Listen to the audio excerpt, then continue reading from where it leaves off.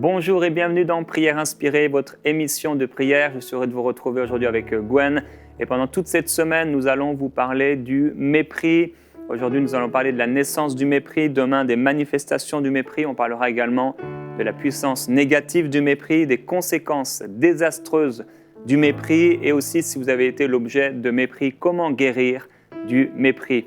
Sachez avant tout que le Seigneur Jésus-Christ lui-même a été méprisé. Comme il est écrit dans Ésaïe au chapitre 53, au verset 3, « Méprisé et abandonné des hommes, hommes de douleur et habitués à la souffrance, semblable à celui devant qui on se voile la face. Il était méprisé, nous ne l'avons pas considéré. » Et le Saint-Esprit m'a vraiment inspiré ce sujet un peu particulier, le mépris. On a l'impression qu'il n'est pas là, il se cache peut-être, mais il est tellement présent et parfois tellement présent dans nos vies. Le Seigneur aimerait nous en guérir. Et avant de partager avec vous et de passer un temps de prière, je vais vous partager avant un témoignage qui m'a encouragé aujourd'hui. Je ne peux dire ni le pays, ni le prénom de la personne pour des raisons de confidentialité, mais la sœur nous écrit « Je rends grâce à Dieu, j'aimerais vous remercier. C'est incroyable car à ce jour, je reste encore bouche bée devant la grandeur, la puissance et la grâce de Dieu. Notre Seigneur Jésus agit encore comme vous me l'avez conseillé de persévérer dans la prière, de continuer à fixer mon regard sur Dieu et non sur mes problèmes de couple. J'ai essayé de suivre les conseils, j'ai beaucoup prié avec vous à travers les vidéos de prière inspirées, briser les attaques sataniques, prions pour ceux qui souffrent dans le mariage. J'ai également été fortifié par une prière que je lui avais envoyée. Aujourd'hui, j'ai la joie de vous informer que toutes ces prières sont remontées auprès de notre Père Céleste. Il y a eu un combat spirituel très intense, surtout un soir où lors d'une énième dispute, mon mari parlait de divorce et la violence verbale était à son comble. Mais le Saint-Esprit est intervenu puissamment. Je ne sais pas dire comment, mais en l'espace d'un instant, le calme est revenu dans la maison de façon miraculeuse.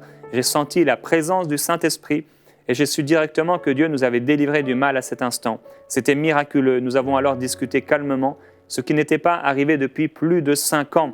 Et je déclare au nom de Jésus-Christ que c'est votre partage. Si vous en avez besoin, le Seigneur a transformé et soigné mon cœur blessé et j'ai pu éprouver de l'amour sincère envers mon mari. Et il a également changé à mon égard, il est plus tendre et amoureux. Dieu agit toujours et sauve puissamment dans la douceur. Cela fait maintenant déjà 3 semaines que la paix est revenue à la maison et nous venons de fêter nos 12 ans de mariage dans la joie et dans l'amour. Nous sommes partis en couple pour 3 jours, c'était comme notre première lune de miel. Et vraiment, on peut remercier le Seigneur pour cela. Il continue même.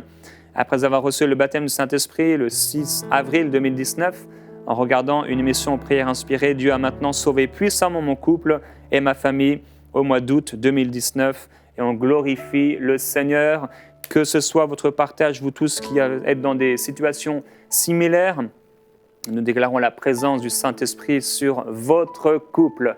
Gloire à Dieu. Et le couple, c'est vrai, la famille est parfois l'endroit où on peut retrouver le mépris. La Bible dit, c'est peut-être le verset le plus connu concernant le mépris, dans Marc au chapitre 6, au verset 4, Jésus dit « Un prophète n'est méprisé que dans sa patrie, parmi ses parents et dans sa maison. » Alors on peut voir là et on va définir aujourd'hui ce qu'est le mépris.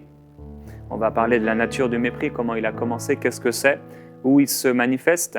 Et on parlera donc demain et les jours suivants des manifestations du mépris, qu'est-ce que ça engendre dans nos vies, etc. Jésus dit qu'un prophète n'est méprisé que dans sa patrie, dans sa famille et dans sa maison. Donc on réalise déjà que le mépris est voisin ou frère de la familiarité. Le fait d'être familier avec les gens, on oublie peut-être le don que Dieu nous a donné. On oublie, s'il s'agit d'un couple, la grâce d'avoir une épouse, la grâce d'avoir un époux, la grâce d'être marié. Et on peut devenir familier jusqu'à mépriser la personne que Dieu a mis à nos côtés. Alors, qu'est-ce que le mépris? Une des définitions du dictionnaire, c'est le fait de considérer un comme indigne d'attention. Le mépris est un sentiment intensif négatif qui est parfois le mélange de dégoût, de colère à l'égard d'un individu, de soi ou d'un groupe d'individus qu'on perçoit comme inférieur ou alors sans intérêt. Il se définit aussi comme l'état d'être déshonoré, détesté ou disgracié. Être ouvertement irrespectueux d'une autorité, lui désobéir volontairement, constitue également une forme de mépris. La Bible dit dans Proverbe au chapitre 14 et au verset 21, il est écrit « Celui qui méprise son prochain commet un péché. Alors pourquoi on doit se débarrasser du mépris? Premièrement, parce qu'il est généralement, en effet, un péché. C'est un péché. Celui qui méprise son prochain commet un péché. Mais c'est également une idiotie. Dans Proverbes au chapitre 11 au verset 12, il est écrit « Celui qui méprise son prochain est dépourvu de sens ». Et on trouve le terme mépris ou des termes similaires plus de 150 fois dans la Bible. Et on trouve davantage encore dans la parole de Dieu de situations de mépris. Alors, quelques synonymes du mépris, c'est des affronts, des railleries, du dédain, de l'indifférence, de la hauteur, du dégoût, de l'arrogance, de la dérision, de l'ignorance, parce que souvent on méprise ce qu'on ignore, de l'insolence ou de l'irrévérence. Et quel est le contraire du mépris? Je pense que ça peut aider certaines personnes à comprendre ce que c'est. Eh bien, c'est l'admiration, c'est l'adoration, c'est avoir égard pour quelque chose, pour quelqu'un. C'est de l'attention, de la considération, parfois un culte, de la déférence, du désir, de l'enthousiasme, de l'envie, de l'estime, du soin. Donc prendre soin, par exemple. Et au contraire, lorsque je méprise, je ne prends pas soin. On pourrait prendre l'image d'un jardin. Si on le méprise, on n'en prendra pas soin. Ou d'un chien à la maison. Si on le méprise, on n'y fera pas attention. Comment naît le mépris? Comme la plupart des choses mauvaises qui existent dans le monde, elles ont commencé, elles sont nées dans le cœur de celui qui était appelé Lucifer. Il a méprisé. Il a méprisé Dieu, la grandeur de Dieu. Il a méprisé la place, la position que Dieu lui avait donnée. Il a méprisé les dons que Dieu lui avait donnés, la position spirituelle d'être un chantre, un adorateur dans le royaume de Dieu. Il a méprisé même les anges, il a méprisé ensuite la création de Dieu. Il est l'auteur du mépris et c'est pourquoi ce sentiment intérieur, parce que c'est souvent et c'est d'abord peut-être un sentiment intérieur, c'est pourquoi ce sentiment intérieur on doit vraiment s'en débarrasser. Alors le mépris, ça peut être la manifestation de l'orgueil ou d'un manque d'estime de soi. Quelqu'un qui va mépriser une personne, c'est soit parce que cette personne est orgueilleuse, donc elle-même, celle qui méprise, ou au contraire, c'est parce qu'elle manque d'estime d'elle-même et elle a besoin de mépriser les autres pour s'élever un peu. C'est toujours, dans tous les cas, un signe, une manifestation de l'orgueil. Et le mépris peut naître de l'union entre l'orgueil et un autre sentiment. On va retrouver parfois l'orgueil et la jalousie. Alors on va mépriser la personne de qui on est jalouse. L'orgueil et la colère, l'orgueil et la peur, l'orgueil et la peine, parfois la peine, la tristesse, va nous amener à mépriser dans certaines situations.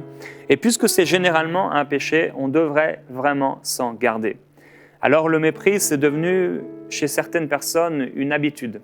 C'est devenu comme un style de vie au point où on peut être bien dans notre relation avec Dieu et croire que, entre guillemets, tout va bien, sans réaliser que nous sommes une personne qui méprise les autres, qui méprise les dons de Dieu, qui méprise ceci et cela, sans réaliser que le mépris fait partie vraiment intégrante de notre vie spirituelle, de notre vie sur la terre, de notre vie en relation les uns avec les autres. Et c'est vraiment, je crois, le désir du Saint-Esprit pour vous, c'est vous débarrasser profondément de cette mauvaise habitude, de ce qui est devenu pour plusieurs personnes une mauvaise habitude, d'avoir un ton, une attitude, des paroles méprisantes. Le Saint-Esprit veut vous débarrasser de cela.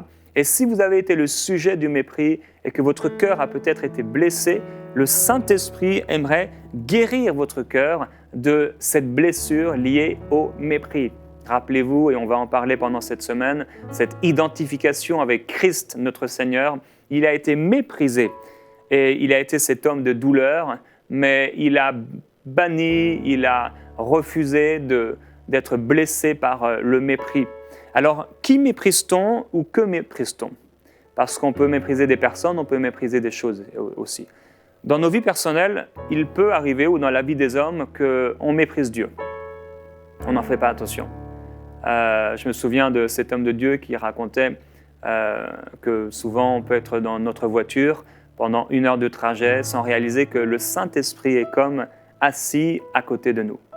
Et on n'y fait pas attention. Alors on peut mépriser Dieu, on peut mépriser la présence de Dieu dans nos vies, on peut mépriser la présence du Saint-Esprit, on peut mépriser également une des personnes de la Trinité.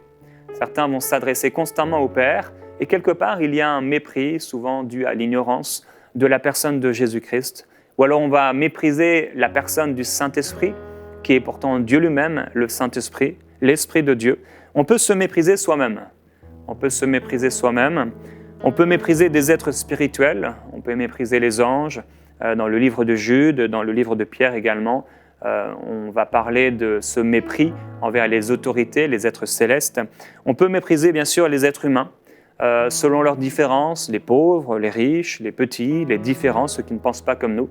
On peut mépriser la création de Dieu. Dieu nous a placés dans un pays, Dieu nous a placés dans une nation et autour d'une création.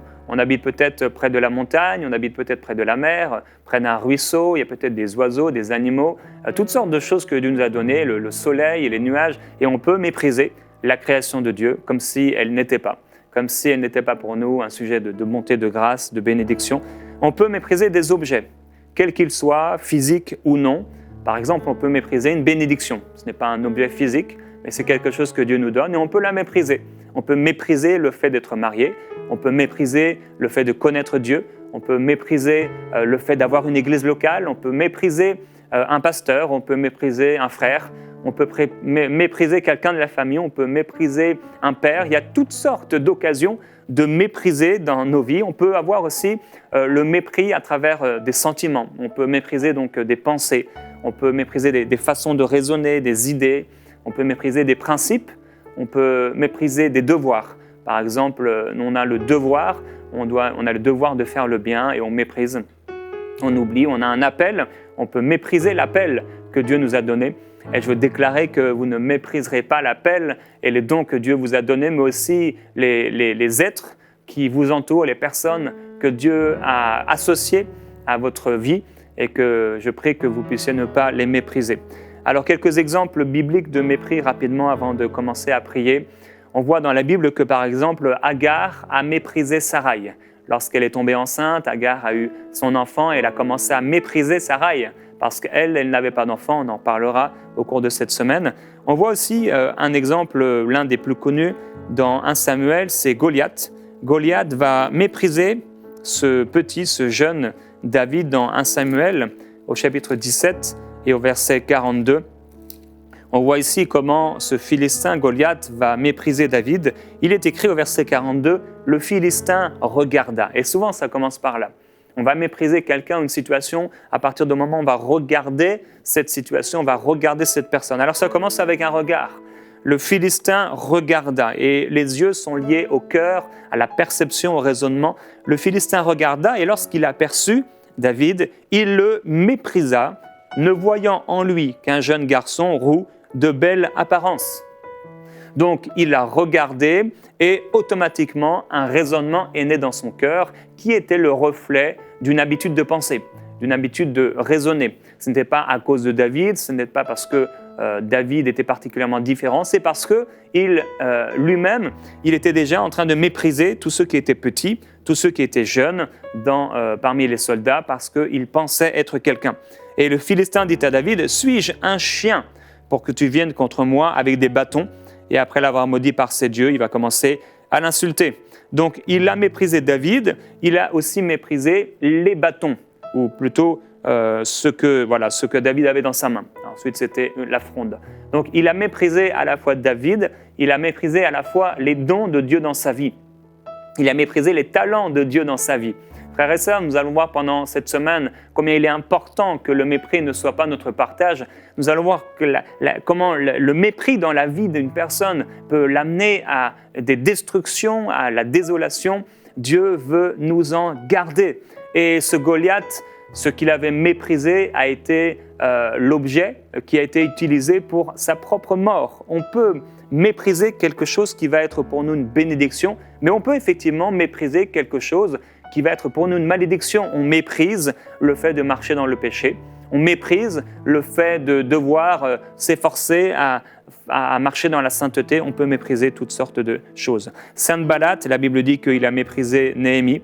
Dans la parabole aussi de Jésus, il nous parle du pharisien et du péager, donc du collecteur d'impôts, dans Luc au chapitre 18.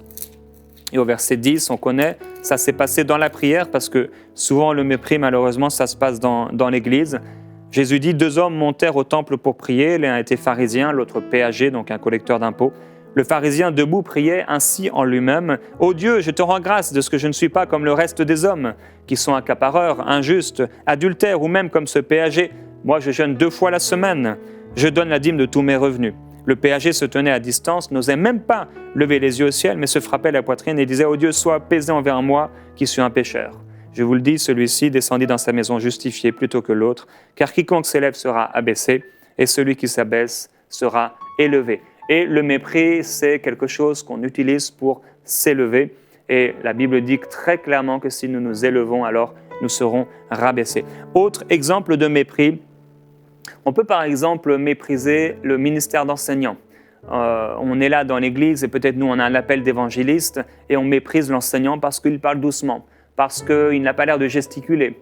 On méprise la façon dont il prêche. On peut mépriser un pasteur, on peut mépriser une église parce qu'il n'y a pas beaucoup de gens dans l'église, alors on va mépriser l'église, on va mépriser le pasteur parce qu'il n'y a pas beaucoup de gens dans son église. On peut mépriser un groupe de louanges, on va le mépriser, on va mépriser son style, on va mépriser la façon dont quelqu'un s'habille, on va mépriser une personne parce qu'elle ne chante pas assez bien à notre goût. On peut mépriser donc toutes sortes de gens, on peut mépriser des gens qui ont une opinion différente. La Bible en parle dans Romains chapitre 14 verset 3 et nous encourage à ne pas mépriser les gens qui ont une opinion différente, mais à les respecter.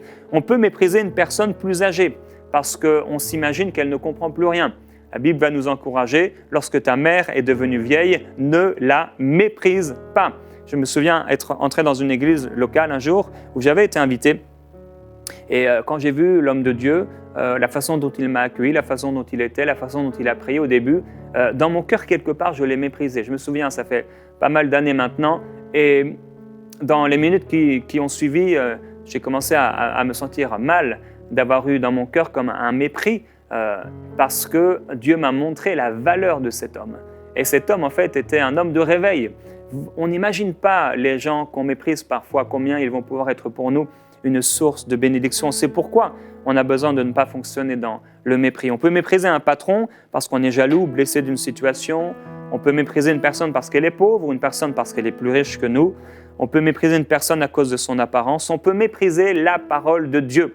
Dieu dit dans Nombre, chapitre 14, au verset 11, il dit à Moïse, « Jusqu'à quand ce peuple me méprisera-t-il? Jusqu'à quand ne croirait-il pas en moi? Malgré tous les prodiges que j'ai faits au milieu d'eux, l'incrédulité, c'est une façon de mépriser Dieu. » On pourrait parler également des offrandes. Les fils d'Élie, Dieu dit, ils ont méprisé les offrandes. Et dans Malachie, au chapitre 1, au verset 6, au verset 7 et au verset 12, si vous avez le temps à la maison, vous pourrez voir comment le peuple de Dieu avait méprisé les offrandes en refusant de donner à Dieu ce qui lui était dû. Nous allons passer aujourd'hui un temps de prière. Nous allons prier ensemble aujourd'hui par rapport à ce mépris. Nous voulons en être débarrassés et nous voulons que le Saint-Esprit puisse faire une œuvre particulière dans nos vies. Aujourd'hui, nous avons défini ce qu'est le mépris et pendant ces 10 minutes qui nous restent, je voudrais prier avec vous, prier également pour vous par rapport à ce que le Saint-Esprit est en train de commencer à nous dire pendant cette semaine. Et Père, nous voulons, oui, vraiment te remercier pour ta parole. Nous te remercions pour la grâce d'être appelés enfants de Dieu. Nous le sommes. Nous sommes fils de Dieu. Merci parce que tu ne nous as pas méprisés. Mais au contraire, tu es venu vers nous alors qu'on n'avait pas de valeur. Mais pour toi, pourtant, pour ton cœur, on avait une grande valeur. Et nous voulons aujourd'hui prendre le temps de te dire merci, prendre le temps de te remercier pour le salut, te remercier pour ton amour, te remercier d'être venu vers nous et de nous avoir sauvés.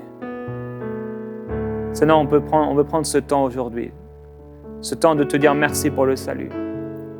Merci parce que tu nous as sauvés. Nous ne voulons pas mépriser un si grand salut. Nous ne voulons pas mépriser la grâce qui est la nôtre de te connaître, de vivre pour toi, d'être appelé enfant de Dieu. Quelle grâce extraordinaire. Et Père, alors que tu m'as inspiré ce thème, je veux prier pour tous ceux qui écoutent, afin que le mépris ne fasse plus partie de leur vie. Tu es bon, tu es patient envers nous et tu nous formes. Tu nous formes par ta parole. Et tu dis de ne pas mépriser la correction du Seigneur. Et aujourd'hui, nous entendons ta voix. Tu nous corriges avec ta parole.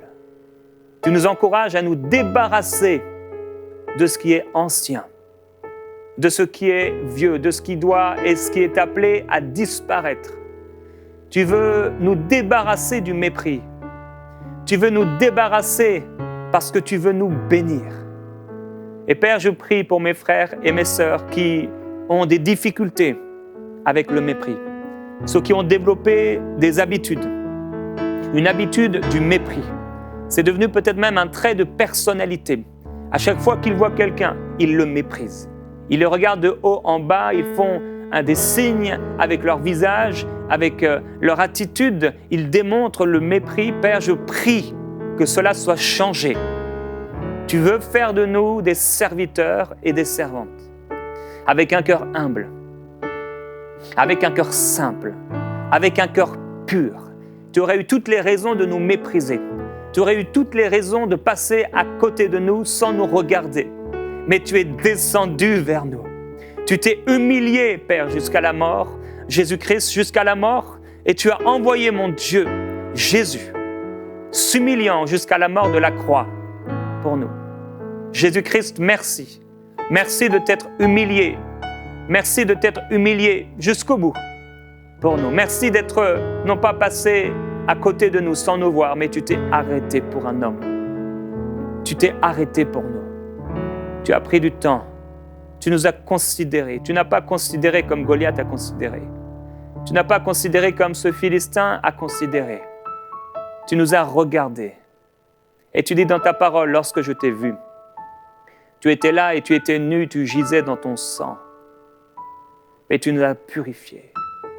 Tu es venu vers nous. Tu nous as lavés, tu nous as purifiés, tu nous as sauvés. Nous voulons te glorifier, Jésus-Christ.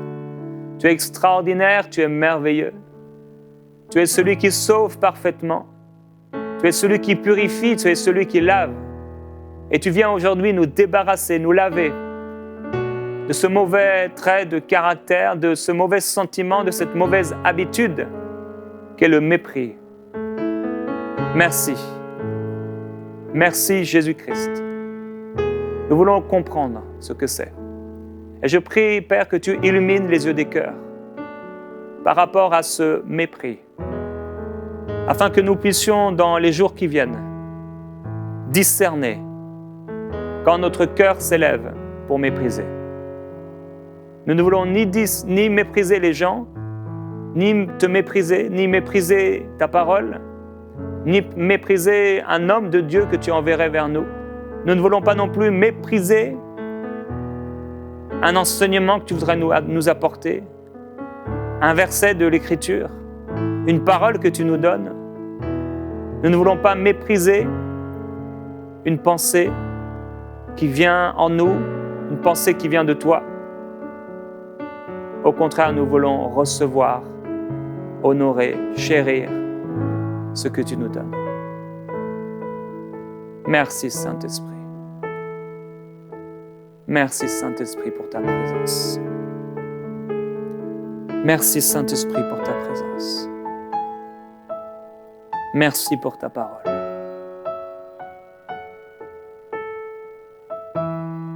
Pendant ce temps de prière, demande au Seigneur, demande au Saint-Esprit, où dans ma vie se trouve le mépris? Qu'est-ce que je méprise? Je voudrais que pendant ces minutes qui nous restent, ce soit vraiment une prière de ton cœur, où tu demandes au Seigneur, Seigneur, alors que je veux être débarrassé de mépris, montre-moi qui j'ai méprisé.